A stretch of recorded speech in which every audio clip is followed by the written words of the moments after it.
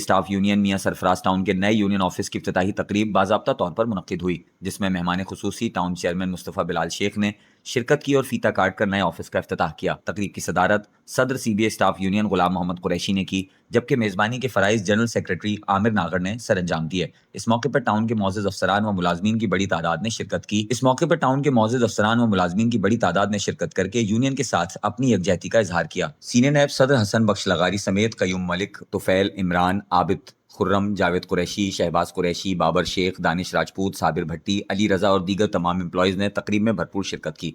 इस मौके पर यूनियन की पहली सालगिरह भी मनाई गई। वाज़ा रहे कि CBA स्टाफ यूनियन 13 फरवरी 2025 को मुंतखब हुई थी और 13 फरवरी 2026 को अपने एक साल मुकम्मल होने पर कामयाबियों का जश्न मनाया गया। गुज़िश्ता एक साल के दौरान यूनियन ने टाउन के मुलाजमीन के जायज़ हुकूक के तहफ़्फ़ुज़ और हुसूल के लिए हर फोरम पर मौसर आवाज़ बुलंद की।